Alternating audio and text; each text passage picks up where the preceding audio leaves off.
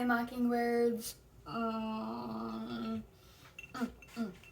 excited. I'm excited to do another video. Don't know how this is gonna go. But if you want to see more, please like and subscribe to my show. And I would also love if you could write down in the comments if you could suggest any books to do. Any books from your childhood that you remember, thought that it was great, or you thought it was crazy or creepy, or anything that you read to your children now.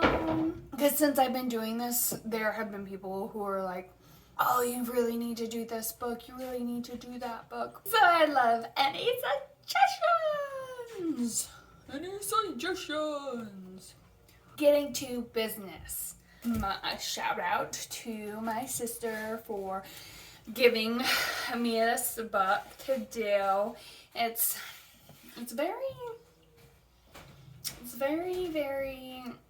kind of creepy. It's called There's a Bear in My Tub. There's a snake in my boot. I feel like there's a whole genre in like kids books that are like things that like forcibly get into my house that I need to get rid of. I mean, let's just like steer clear of anything in bathtubs. And like, can people just like maybe knock or ask to come in and not make a mess of things? Cat in the hat. This is my safe space and you really need to leave. It looks like this bear has underwear on its head. So I guess I have a question, like, is it underwear or is it really a shower cap? Because mostly shower caps don't have holes in it. So like, it can't be a real shower cap. And even if it have holes in it, don't you have fur on your ears as well that you don't want to get wet? Like, is it gonna frizz up your ear hair and then just soak through until your regular hair?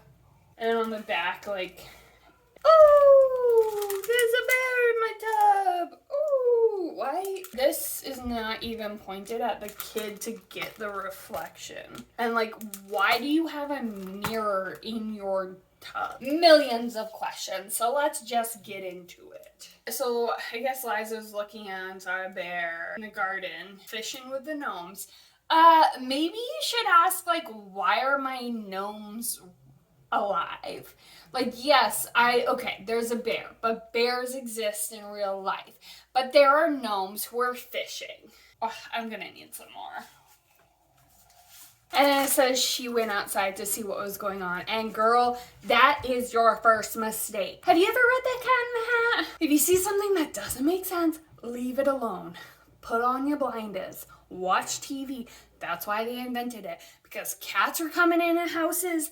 Thing ones and things two were coming into houses. You just put on the TV and you can't be in trouble. So she asks, like, why are you here? And he's like, I'm here for a visit. And she's like, why? And he's like, why not? Because you're a bear and you're interrupting my day. And then she said, I don't know. The bear said, exactly. And then the bear says, by the way, when bears come to visit, they usually get invited in. Woo! Oh, you can't even. When bears come to visit, they get invited in. Okay, bear. Liza says, you want porridge? And he's like, that was offensive. What makes you think that I want some porridge? And she's like, well, Goldilocks and the three bears.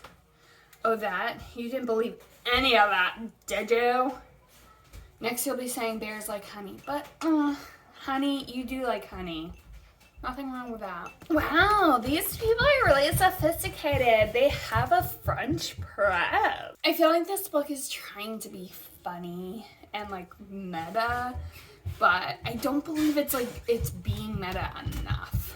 And then Liza said, what's your name? And the bear says Jam. And she's like, no one's named Jam. And my mom loved Jam more than anything in the world, including me.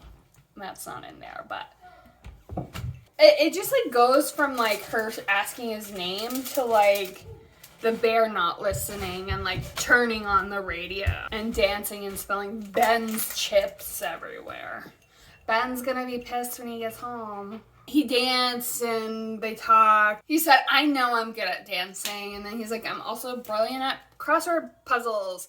He's a little arrogant. Like, Bear, like, you just come to my house and say you're good at everything? It's so just, it's bad dialogue.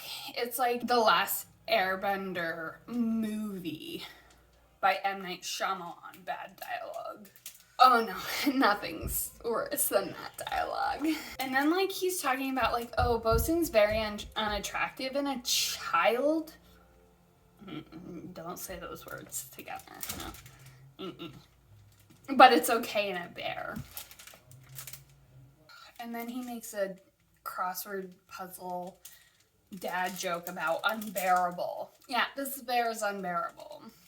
And then they started dancing again. They did the tango. This bear is like going a mile a minute. They do the tango. He said it's awesome.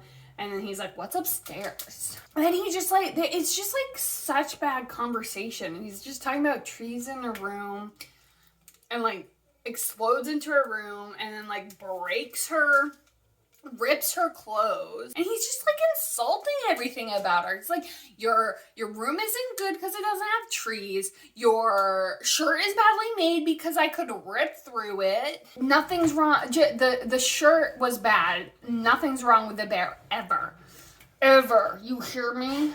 And then he went into the tub and it was a tight fit. But then it was the tub's fault. The tub was too small. And then her mom came downstairs and she was like, there's a bear in the bath. But the mom was like, I love your imagination. What's his name? And she's like, Jam. And that just some silly joke about getting, she forgot, Jam at the grocery store. Oh, and then there's the underwear, pivotal cover shot. Bear was drinking shampoo and wearing frilly underwear on his head. Oh, I called that one. He's like, how'd I look? Why were you drinking shampoo? Gross. I need a lot for this book. And he's like, how do I look? And Liza's like, you look like a bear with frilly underwear on your head. And then he went into Liza's brother's room. Oh no, there is a baby. The baby said, Teddy. And he's like, no, my name's Jam. He's like, this kid is not smart. And Liza was like, dude, that's my brother, and he's a baby. And the bear is like, well, I could count to like 1,000 when I was a baby. I'm like, dude, good for you. I don't believe that's true, but if you want it to, that's your own truth, but it's not the real truth. And then her mom called again. Is like, hey. And Liza's like, there's a bear in the room, Jack's room. And she's like, okay, sweetie. Like, listen to your children. If there's a bear in a room, make sure you go look. And then it said it's time to go. I lead a very busy life. What, are you going to a party with Yogi Berra? Or Smokey the Bear? The bears? The bears. Oh, he has a singing lesson. He's not even going to a party. And then he's like, you don't know much about bears. And she's like, I need to do my homework and write about what I did today. That's easy. Just, you met a totally wonderful, clever, fascinating bear. And no one would believe me. Not about the bear part, but the fascinating, lovely, clever, and fascinating bear part. Because you were none of those. And they didn't believe her. They did not believe her. And she grew up to be this crazy girl who talked about a bear, who went into her house and ruined all kinds of stuff. Why was she left home alone with her baby brother, who just was like a year old? Ugh. What did this teach anyone? Anything? I get that some books can just be silly and not teach anything, but like, I feel like this book was trying to be kind of meta and it did not do a good job. And it didn't teach anything because it's like, even if a bear comes into your house and you try to write about it, like, did she get an F on that report because her teacher didn't believe that a bear came into her house? Like, did he set her up? Ugh. Out of 1 to 15 different bear stories, I give this a The Cabin in the Woods. That other video that I did about bears making a house. And that was like a negative. So if you have any other stories that you want me to do, I would love for you to do it in the comments. Let me know and I will do it.